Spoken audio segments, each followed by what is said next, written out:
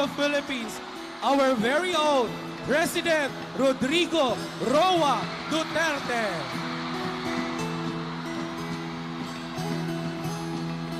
Ikaw ang Pangulo para sa pagbabago.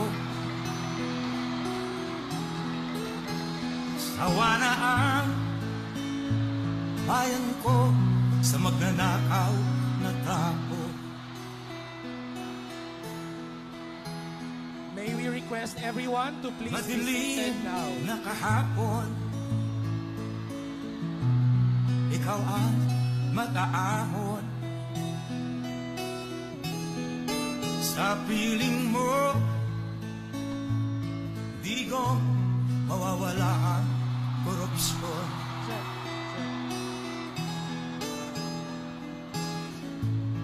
Tayo na, Pilipinas, tayo na magbago. Hawak kamay tayo May we request everyone to please be para seated sa now. pag-asenso.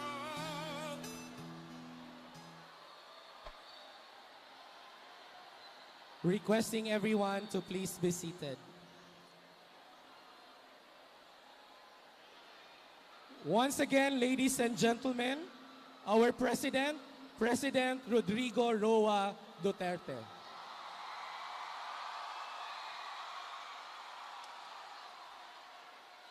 May we request everyone to please be seated as we start our program. To continue, may we call on Father Joel Tabora of the Society of Jesus, President of the Ateneo de Davao University, to give the overview of Oya Mindanao. Father?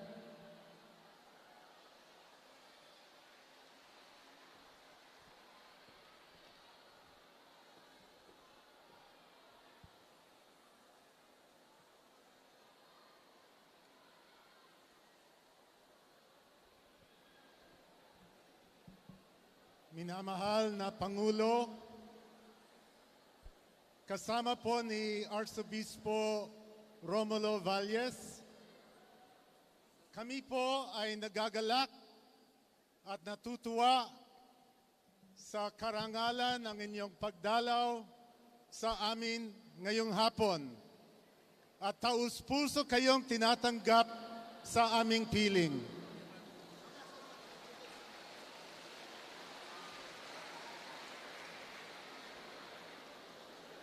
Galing po kaming mga kinatawan ng civil society, mga kinatawan ng mga lumad, mga magsasaka, mga mangingisda, mga civil society organization, mga estudyante at guro, mula sa iba't ibang mga rehiyon ng Mindanao, upang magpahayag ng aming suporta sa inyong nahirang na kalihim ng DENR, si Gina Lopez, at sa inyo, mahal na Pangulo, lalong-lalo na sa mga usapin na may kinalaman sa kalikasan at sa mga mahihirap. Kanina pong umaga, sa isang dialogo namin ni Ma'am Gina, nagpaliwanag kami sa kanya ng aming mga problema.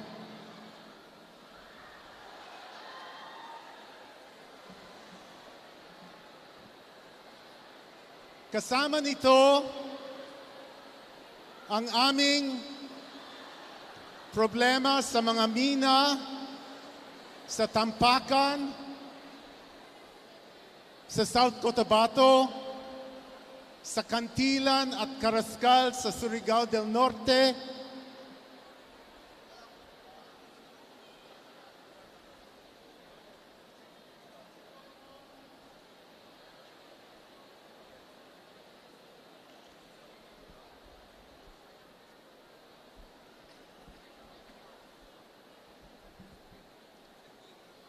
Hello. Sa Siocon at Bayug sa Zamboanga del Norte, sa Hamigitan sa Davao Oriental, mga mina malakihan at maliit na sumisira sa kalikasan, naglalason sa aming katubigan, na sumisira sa kapayapaan sa mga komunidad na mga lumad, na nagnanakaw ng likas yaman na pag-aari ng lahat ng mga Pilipino, pero sa ilalim ng isang hindi makatarungang Philippine Mining Act ng 1995 ay baling ipinamimigay ng walang bayad sa mga dayuhan. Nagsumbong kami sa patuloy na illegal logging or illegal na pagkakahoy sa Surigao del Sur, sa Bukidnon at sa Davao Oriental na sumisira sa aming mga gubat na pinagmulan ng malinis na tubig. Nagpaliwanag kami ng aming mga problema sa mga malalaking hasyenda o industrial na taniman, halimbawa ng saging o ng pinya o ng palm oil na sumisira sa sinaunang dami o yaman ng iba't ibang uri ng hayop o halaman sa Mindanao at madalas ay gumagamit ng mga aerial spray na naglalason sa aming hangin, lupa at katubigan.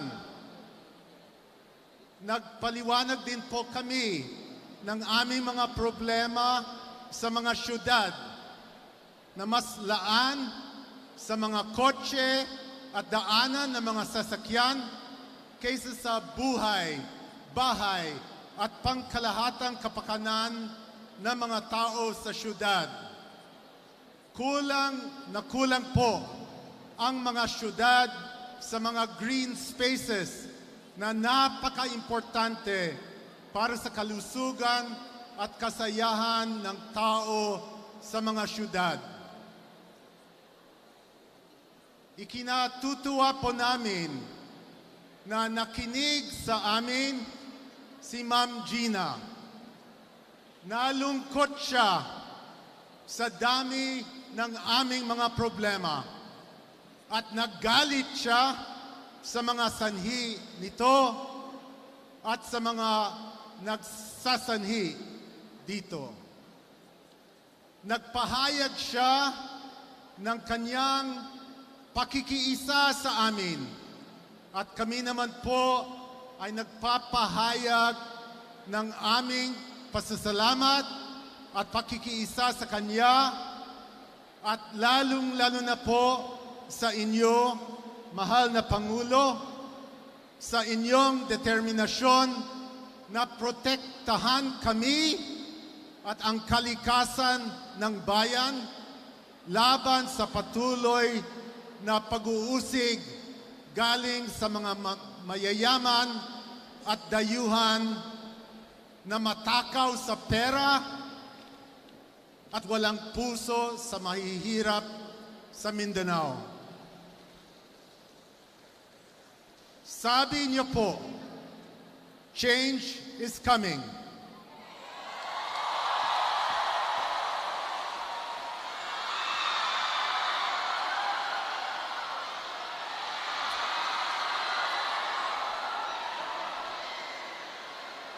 Sabi niyo po, change is coming, change is here.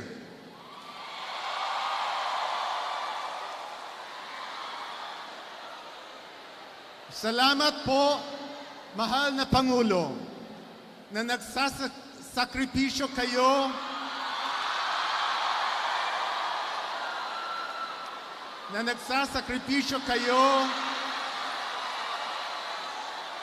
ng personal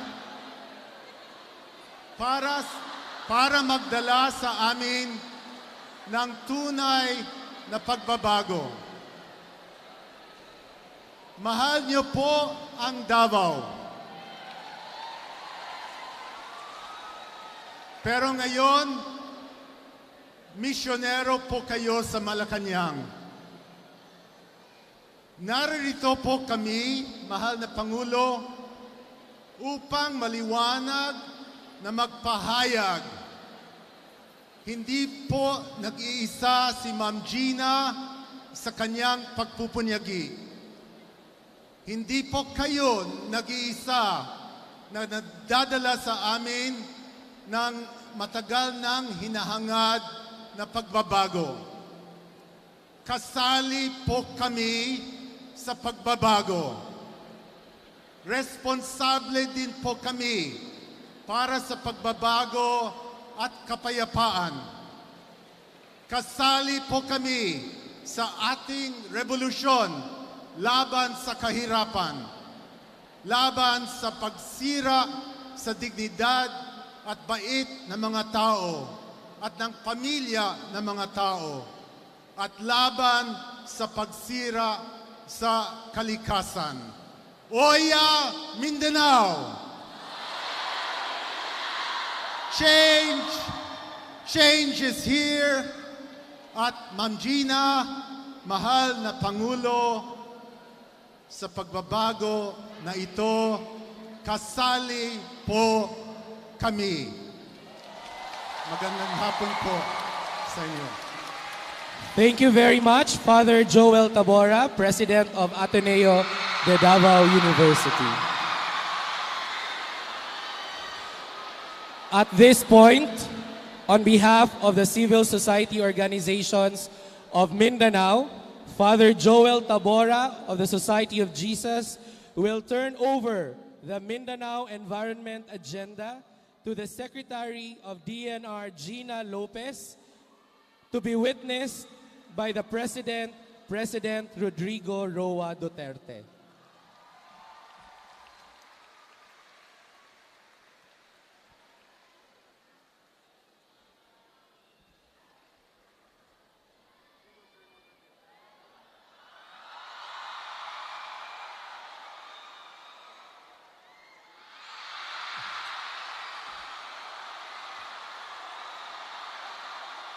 And now, may we call on Secretary Gina Lopez to introduce our guest of honor.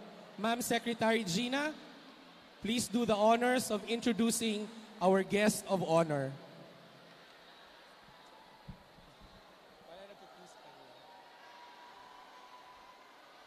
May we call again Secretary Gina Lopez to introduce our guest of honor this afternoon. Hello! Woo! Happy ba kayo? Bakit? Mahal niyo bang Diyos? Mahal niyo bang bayan? Mahal niyo bang Mindanao? Mahal niyo ba si President Duterte? Sir, mahal niyo bang Diyos? Yeah. Mahal niyo bang bayan? Mahal niyo bang Mindanao? Mahal niyo President Duterte? Parang mas mahal ka, sir.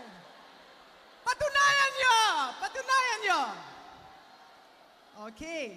Sir, I want you to know that we're opening up a civic society and I'm asking all of them to work for Mindanao. Okay, before I want to say some things about the President. Nafe-feel niyo ba ang puso niya? Anong nafe-feel niyo?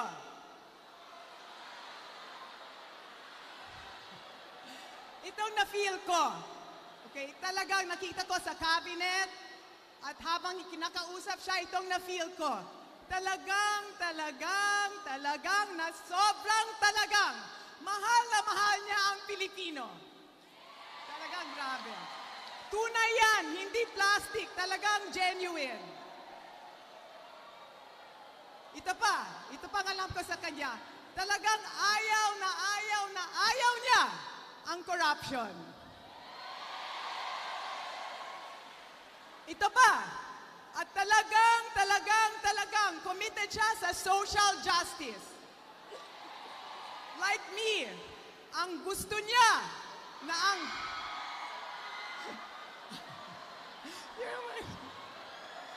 ang gusto niya,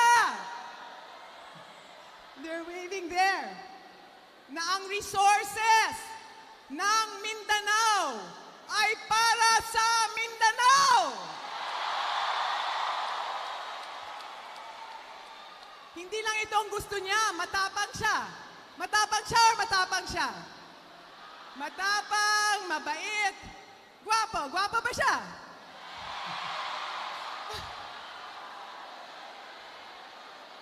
This is gonna be the best president we've ever had. Really. Guaranteed. The best. You know why? Because of his heart. You need heart and you need will.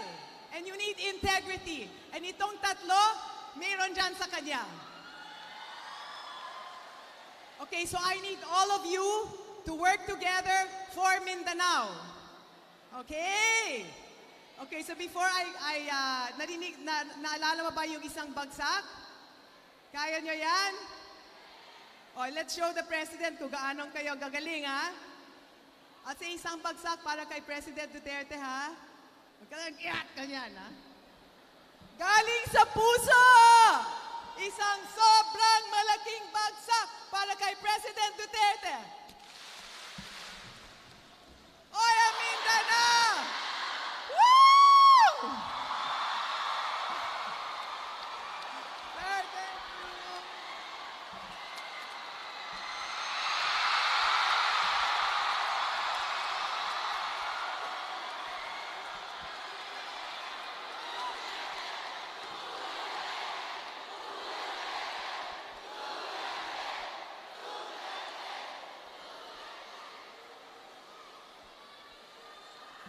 Secretary Gina Lopez, Secretary Emmanuel Piñol of the Department of Agriculture, the Presidential Spokesperson Ernesto Abella, Father Joel S.J., President of the Ateneo University, Archbishop Romulo Valles. Siya yung idol ko. Yung iba, hindi na. The other members of the clergy, the civil society organizations of the People's Organization, students and faculty members of the Ateneo de Davao University, mga akong kapwa Pilipino, maayong hapon kaninyong tanan. You know, there's a yan crawler yan. Tapos diyan mo basahin. Pag kunwari akala mo yung Presidente Bright, kay sige ganon-ganon, ang Jose magsalita. Pero kung pupunta dito sa likod, nandyan yung speech. Like, first, I would like to commend Secretary Lopez Dinar and the Ateneo de Davao University for organizing this Mindanao Environmental. Ayaw ko na yan. Ayaw ko magbasa. Kagaya si speech ko sa yung SONA, I got tired of just mas mabuti kasi ako pagka walang binabasa. You know, ako po yung nagpapasalamat na tumakbo ako na walang nagtulong kung hindi tao. I ran under the banner of PDP, but you know, all of you knows that it is really a moribund party, political party, but it had its resuscitation last elections. Wala po akong pera at walang sumuporta sa akin ni isang governor, ni isang congressman except Carlo Nograles. Yung kaibigan ko yung tatay niya eh. Kaya, no, the mother is related to me. Wala ko ako isang barangay captain sa anywhere. Kima Abra, sa Cebu, there was one, maybe because of his bond to the blood of a Visayan, si Cordova. But that was all there is to it. I only had 2 governors of the hundreds, and it was only Amy Marcos of Ilocos del Norte, and yung isa, ayaw kong sabihin kasi kasintahan ko. Meron akong kasi. Sabi ni Bishop, basta wag lang masyado skandaloso, okay lang. Patago-tago. You know, the wealth of this country is owned by just a few guys. Hindi naman lahat mayaman na oligarchs. Meron yung they built their empire through the years. As for example, I'm not saying it because she's here. Gina, she's a billionaire, but look at the way she treats herself. She's a crusader, and she loves the country, and she hates oligarchs. Ako man, ito yung mga tao na kinukuha yung yaman ng ating bayan, wala namang ginagastos kung hindi mga laway nila at koneksyon. And they get most of the concessions, the franchises that is given freely through money, through influence, and sheer greed kasi meron sila. Ito yung nangyari sa Mindanao. And that is why the reason why I am so passionate about getting into a new setup. Kasi ho, the Imperial Manila controls everything because we are a unitary type of government. From Manila, lahat ng permit, except yung tindahan ninyo, to do business, lahat ng permit galing sa Maynila o through delegated powers from the central government. And that is why itong mga malupa sa Mindanao and everywhere else, yung mga mina napupunta yan sa mga oligarch. Walang iba yang ginawa kung hindi mag-influence peddling. Nakilala ko ito si Secretary, akong bahala dyan. Pare, pwede ba to? Pwede ba yan? Malaki to, baka gusto mo, ate. And it's true all over the Philippines. That is why I am fighting a monster. I am just 2 months old there, but believe me, I will destroy their clutches sa ating bayan. Yung iba, pagka piligigan mo kaagad ako, gusto ko na magmura. Yung iba, they destroy, for example, Tubay, Agusan del Norte. Pumunta ka doon, parang dinaro. Parang inararo yung bukid as if they're going to plant something there. Di mo alam, kalahati, desert na, kalahati, may mga tanim pa, kahoy. Magtataka ka kung sa malayo, anong itatanim? They are not into planting. They are into the open pit mining and destroy the soil along the way. Alam mo, yung iba naman butas. An island as fragile as Mindanao. Kung pagkabutasan mo ito at sisirain mo, there will never be a tomorrow for your children. Kaya kami dito na pagtapang-tapangan, hindi naman ako matapang, because I want to protect Davao City and my country for their children. Ako ay come close to really a mixed family. Ang nanay ko, although she was really a moral mother, she was, but she became a devout Catholic along the way. And she married a Chinese, yung gustong mangagaw sa ating Scarborough.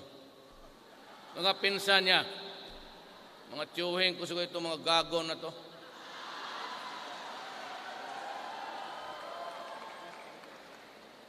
But you know, my grandfather had a wife in China and had a wife here that was my mother, tinana niya. And she became just like any ordinary Visayan lady. But actually, she was a daughter of a Moro, Maranao. Yan, ang ating lupa dito, napupunta lang sa mga may koneksyon. Ang problema nito, itong local officials, kasi sila ang huling baraha to give the environmental clearance for you to start. Kaya that is a source of corruption all over the country. Pagka mayor ang mag-issue ng permit, governor, pera yan. Sigurado yan. Kung hindi mapunta doon sa governor, ay niyang tanggapin, pupunta yan sa anak o mga pinsan. So it's really a corrupt society. It sucks, it stinks, but you just have to deal with it. Hindi ako nagyayabang. Pero kung siguro hindi ako naging presidente, I really would not know what will happen to this country. Nakakaawa eh.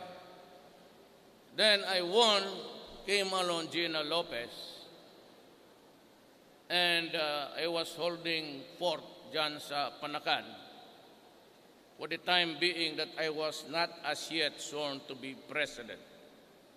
So she came to me twice, and every time she would be there, she would open her laptop and say, President, total presidente ka na lang rin eh, baka may magawa ka dito. And she would talk to me one time 2 hours, and the other time 2 hours and a half.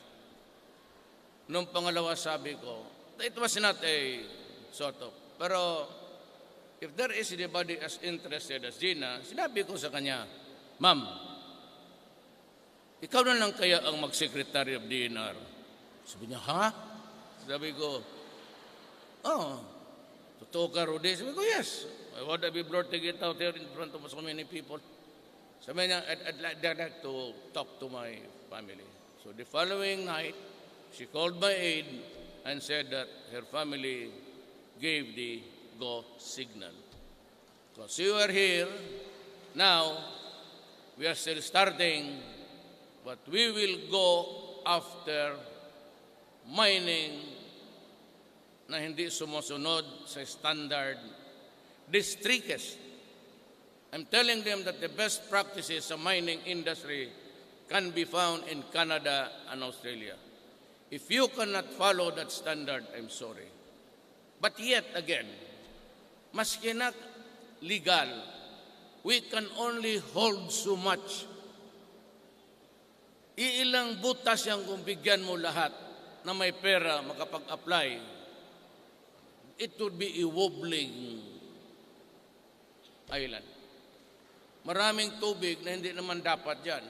Well, there's water, but God created the planet just to, ito dito tubig, dito rocks, dito soil. But sabihin mo legal, and you issue permits, and it would number to thousands. Whether it is legal or not, it will destroy the country. So, there has to be a limit. And along the way, if God grants me life for 6 years flat, we will realize the dream because ayaw ko na talaga. After so much, no more. So ninyo, take advantage of our fertile soil. That is why I need to get a good reading. Kasi ho, pag hindi niyo pumayag rin kayong mga lumad, mga Moro, mga Kristiyanos dito sa Mindanao, ayaw ninyo ng change of government, federal for example, we will continue to be at the receiving end. You have to destroy the political setup. Otherwise, walang pahinga na. Kasi yung mga, lalo na yung mga maro na mayayaman, pati yung mga politiko, sabihin kagad, it's not viable.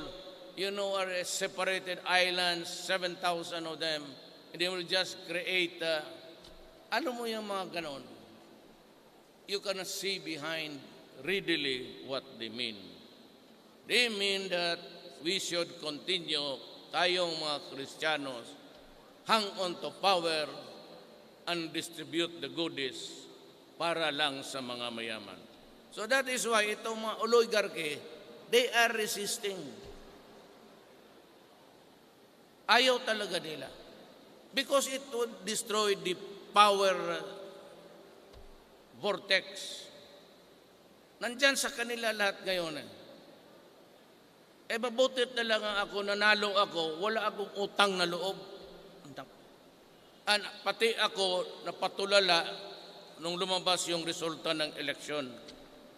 God, I never, almost 15 million and the margin of 6 million sa lamang ko sa huwas. Until now, hindi ko talaga malaman. But what I'm sure of, it was the Filipino who voted me to power. And that power will remain with the Filipino. Huwag mong ibigay sa akin yan kasi ako, utusan mo lang. I am a worker of government. You will have the power. Mauna kayo. Lahat, mining is a sunset industry almost during the years to come, including logging. Lumber, wala na talaga. It's not sunset, it's not even sunset time. It's already too late. Kung ika nga, if there is 24 hours one day, logging is its own 25th hour. Tapos na yan. We cannot cut trees anymore. Yan ang tatrabahuin ko sa 6 years. Many will get mad. Many will get angry. Many would like to maintain the status quo. Kung nandyan na sila, they will power, maybe elective officials appointed, they would hang on to that. Kaya dahan-dahan kong sisirain yan. And open all opportunities to all Filipinos, irrespective of tribe, race, religion. Dito sa Mindanao, naintindihan natin yan. Kasi lumaki tayo dito, some mixed blood, kagaya ko, but you should understand na isa lang ang bayan natin. More than anything else, it's about time to reconfigure the wealth of the nation amongst the citizens. Then I would like to, I've been criticized, I used to be, or I am the favorite whipping boy of the human rights people.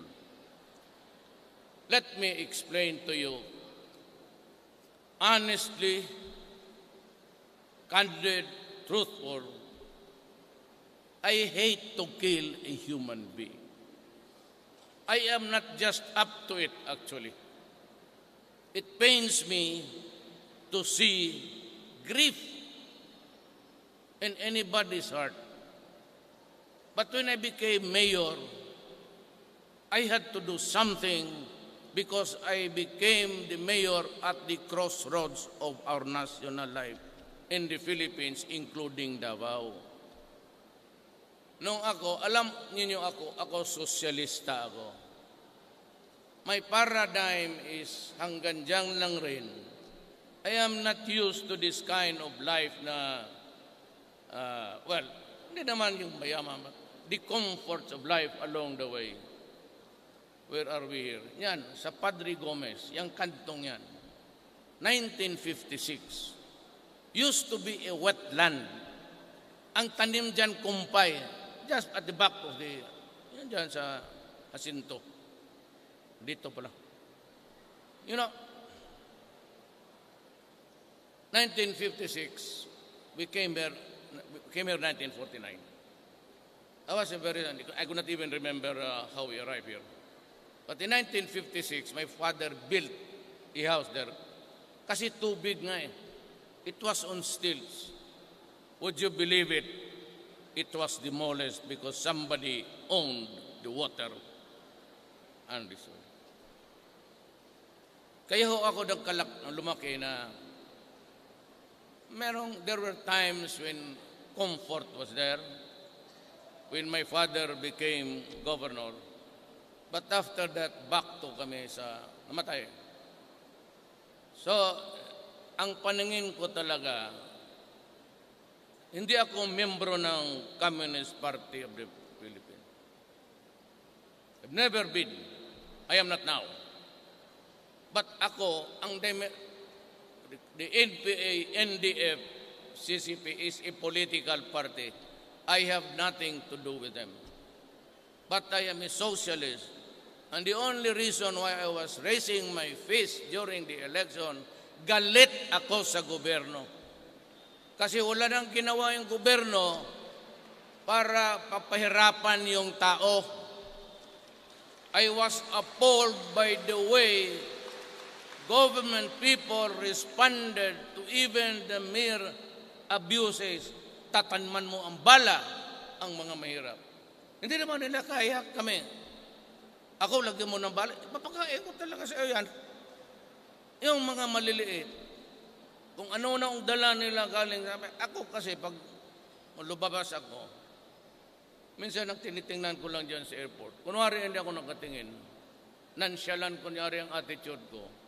Pero ako, ang peripheral vision ko very active. Kita ko, sabihin, ito. Tapos may 2, 3 perfume, kunin pa yung isa. Lagyan ng bala.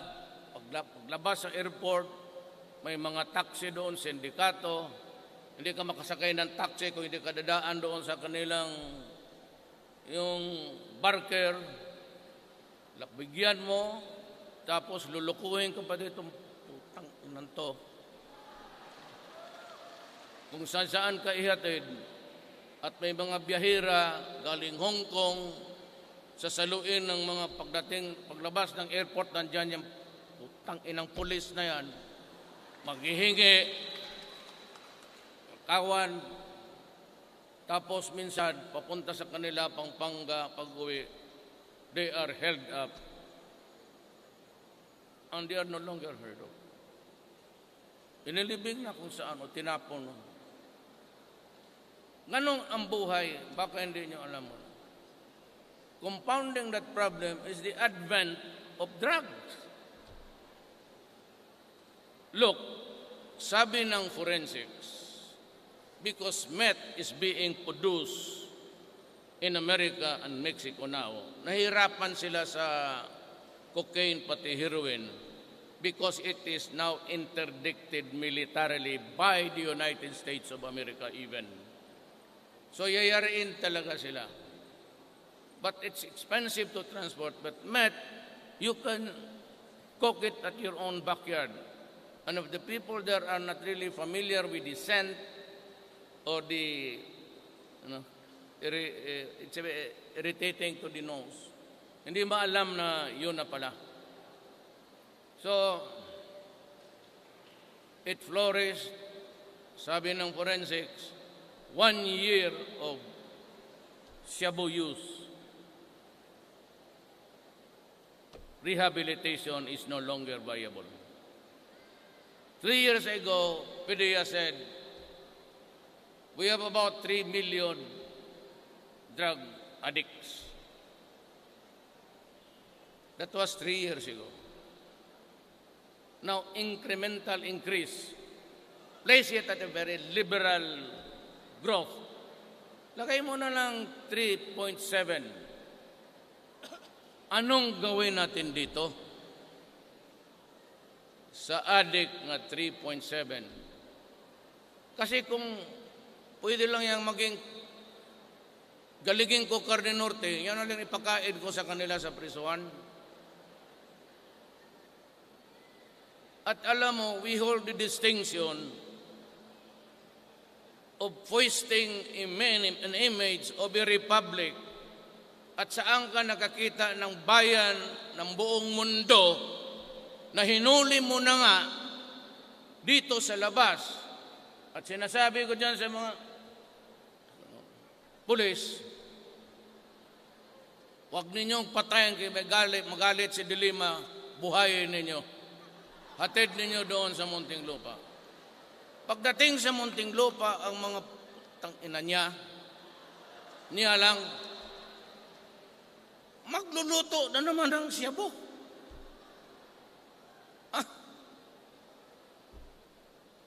Para, no, we're a nation that's being slapped every day, and we just swallow the humiliation.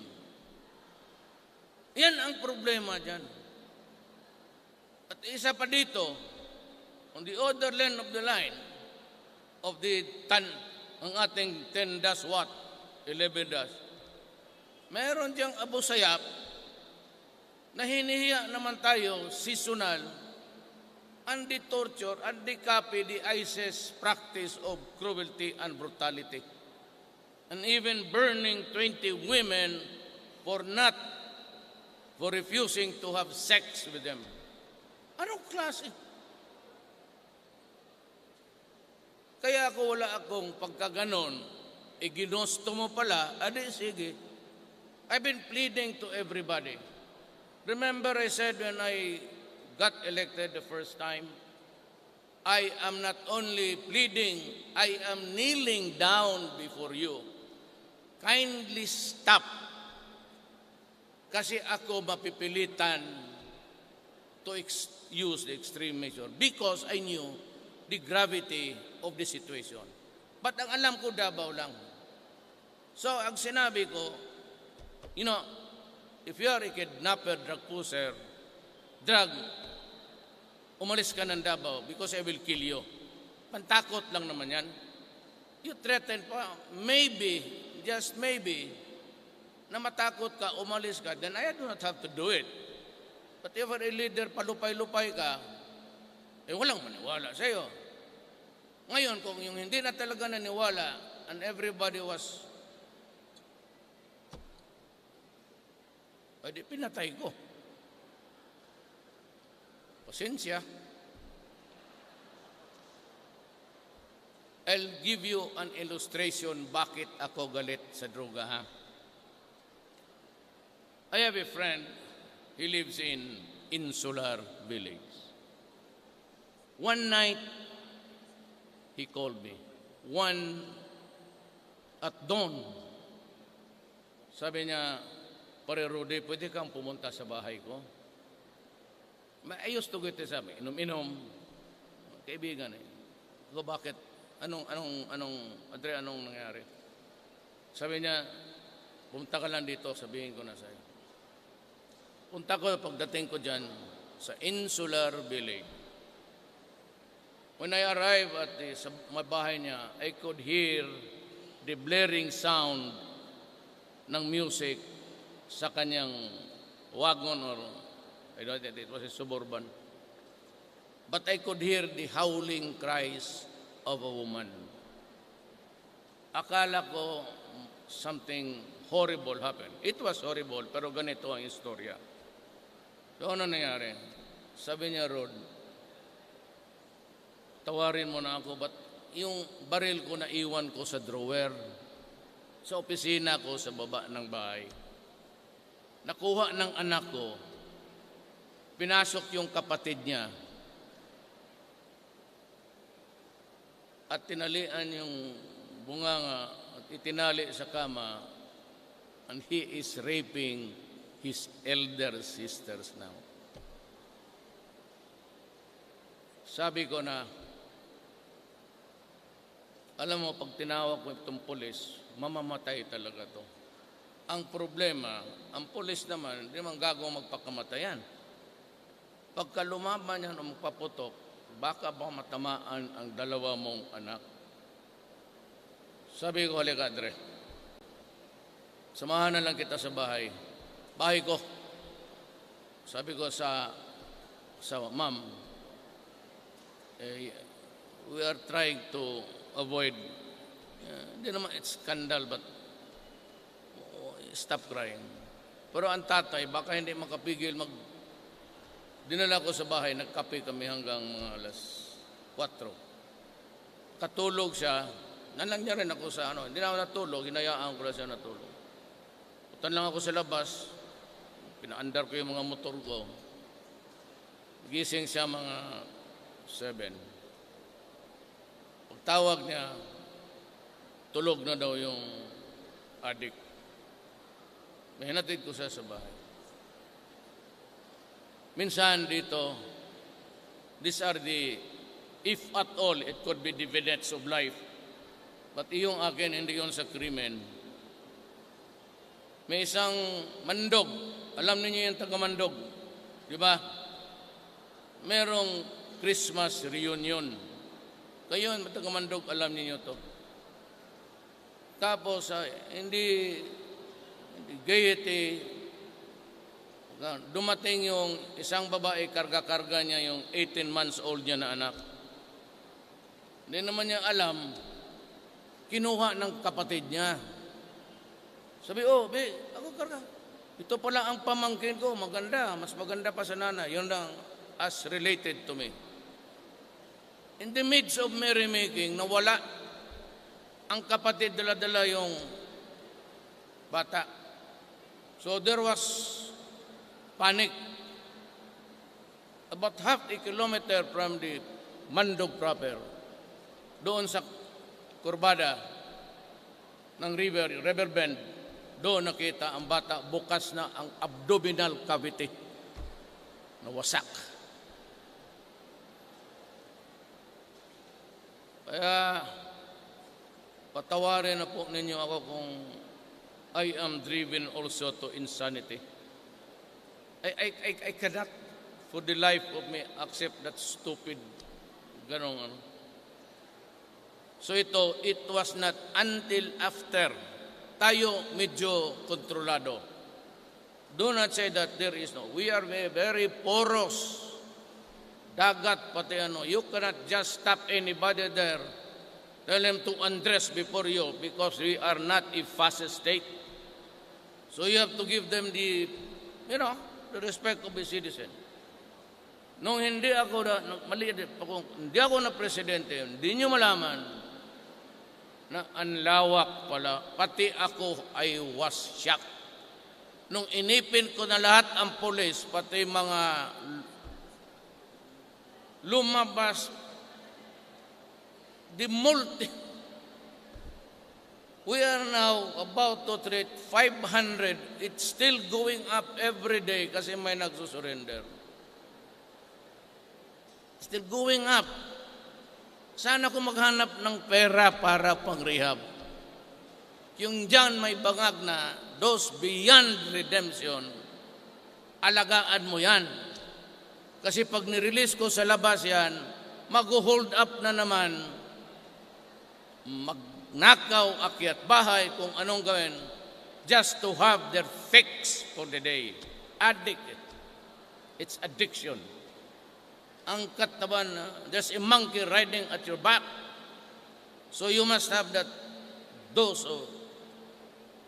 Kaya dyan ako galit. Now, kung ganun ang labanan, mababasa mo up to date by tally ang lahat, 470. I do not care. I really do not care because I know na pagkayang bangag na, a user is always a poser. except if you are the son of Ayala, Gokongwe. Kung ikaw lang ordinaryo, taga-tondo, once you get hooked into the drugs, you must find another one to hook with you para siya ang magbigay ng suporta. Siya ang magbili para sa iyo. Yun namang ulol na yun.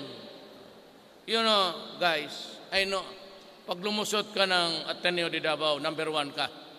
Nasa level ka ng Harvard o Cambridge. I would like to assume that all of you guys took some sort of an entrance exam, unless you are also a graduate from Ateneo High School. I would like to say to you na siguro ang average IQ ninyo is about 99, 100. Tigas yan.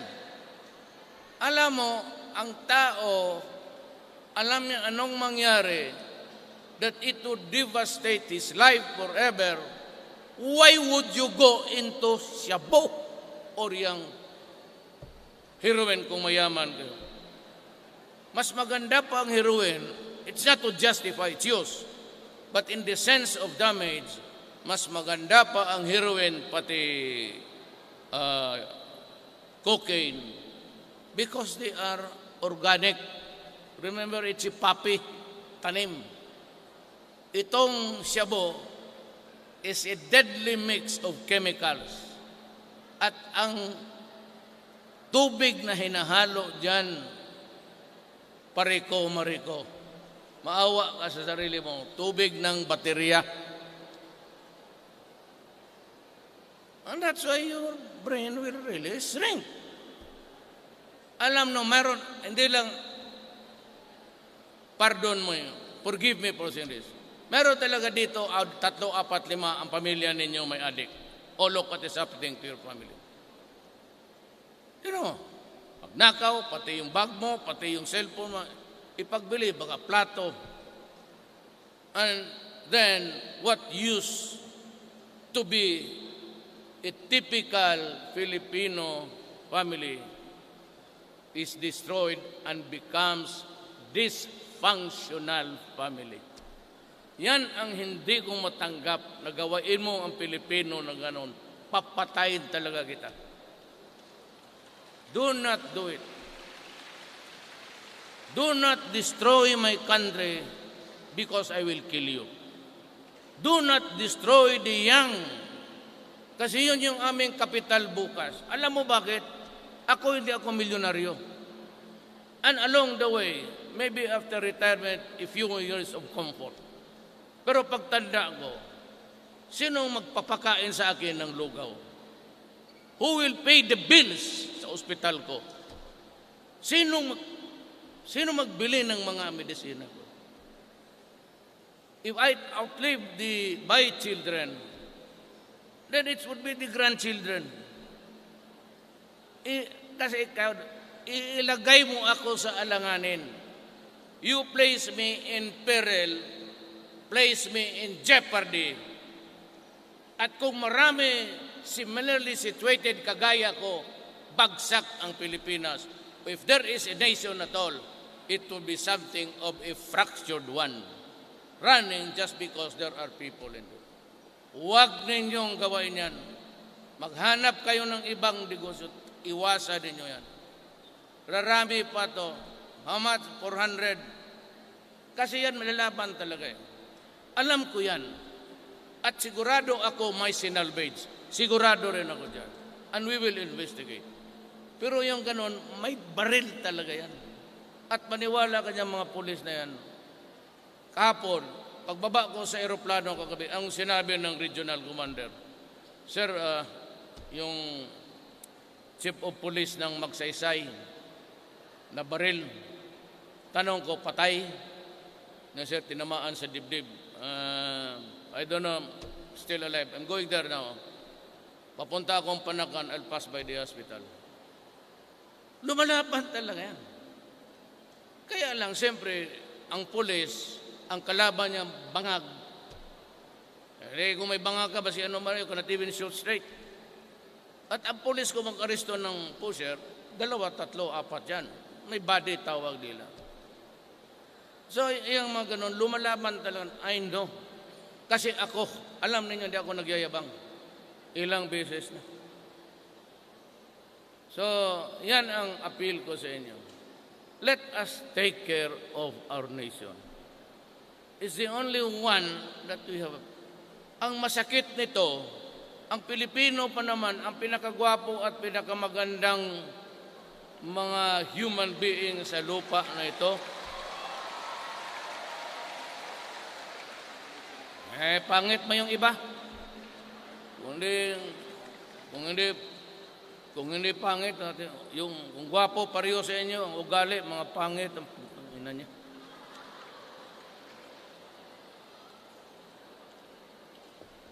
So I'm glad that I had this time with you, and you can be assured that this country, uunahin ko yung maliliit.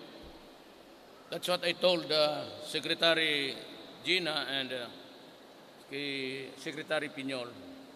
Unahin ninyo yung, you guys have been to Manila, I'm sure, at one time or another.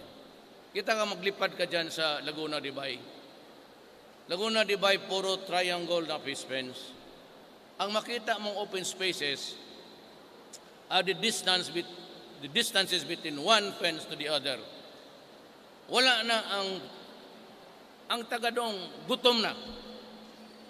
Kasi wala na silang because general ng pulis, general ng army, mayor, gobernador, o yung mga hustler, yung marunong. Sabi ko sa kanila, dismantle all of those things and give back Laguna de Bay to the poor fishermen of that country. So here, wherever there is inequality, it will be resolved in favor of the poor as against the rich. Kasi ang mga rich, may pera yan. Putulin mo isang negosyo, marami pa sa bangko. It is inexhaustible. Hindi na ubos. Pero ang tao, pag walang medisina, walang pera, patay. I'd like to inform you that PAGCOR is earning something like 30 billion a year on the average. Yung pera na yan, bigay ko kay Ubial, it will be used solely for the medical attention and medicines of the poor. At kung may mahanap ako, itong Philippine Charity Sweepstakes, it is a corrupt agency. Yung mga pabingo-bingo milyonaryo yan, hawak ng yung loto pati weteng ginano nila. That is the racket, and you would notice I've never appointed anybody there. I'm looking for a killer. Baka ikaw na siguro kaya mo. PCO chairman, barilin mo lahat. You have my blessing. I would like to give you a warning. Huwag ninyo, do not F with me.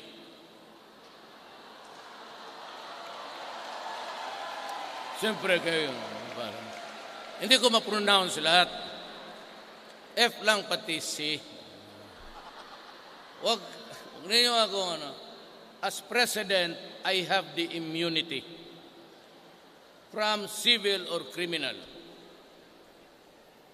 Pag naasar ako sa iyo, tawagin kita, barilin kita dyan.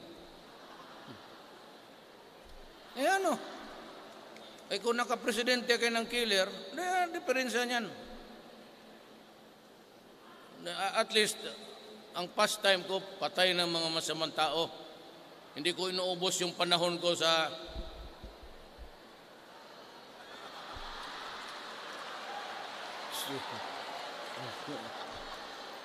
huwag tayo kayo kasi nag-backbite tayo.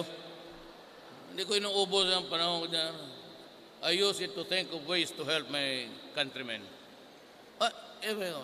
Wala na nga ako, patay na ako. Alam mo kung magtanong ka, Mayor, it is good to be president. I tell you now, do not. Do not. Ako na imbirna lang kasi ako, nadala ako sa mga gago. Takbo-takbo ka. And I was marveled, I was accelerated beyond expectations because naman totoo yung last election and every place, always a multitude of crowds. Hindi ko alam na yun na pala yung 6 million kong lamang. So, wala akong partido, wala akong pera. What is the message? And I'll end my talk with this. The message is, hindi nila ako kilala, hindi naman ako gwapo. I am an international figure. But they heard my message. Ang messaging doon, korupsyon, drugs, criminality, and of course, yung talagang, yung gusto lang, guy who would simply work there, be content with his salary, and maybe after 6 years, go down and die peacefully. Maraming salamat po.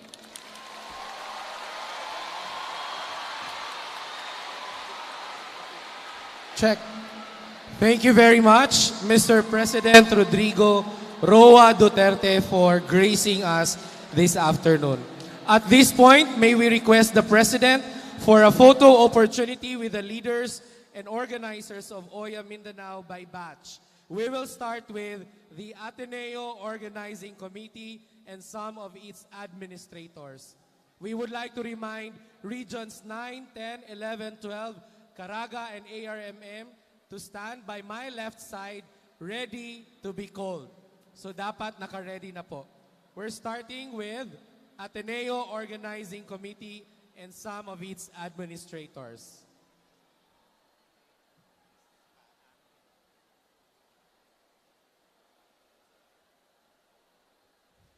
This will be followed by DNR officials. So may we request DNR officials to be ready as well. And then sunod-sunod na po per region.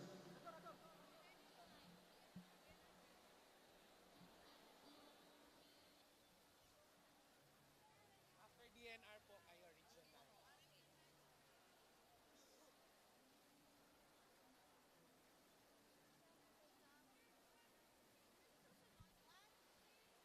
9. Okay.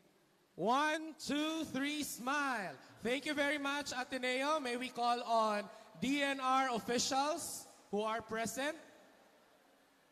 Let's call in the DNR officials. Exit po sa kabila, right side. DNR officials, the succeeding groups, may we remind you na ang exit point natin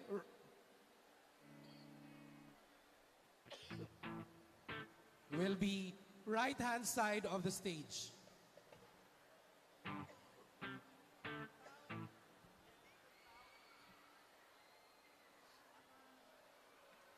All DNR officials on stage.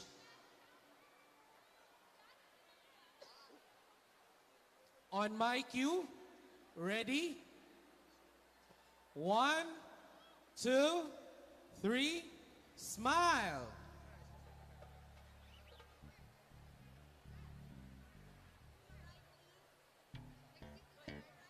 Okay, thank you very much, DNR. Please exit to your right. Please, wag na po muna tayong mag-selfie with the President. We already have our group photo. Exit to your right, please, DNR officials. Thank you very much. Now, let's call in Region 9. Region 9 delegates.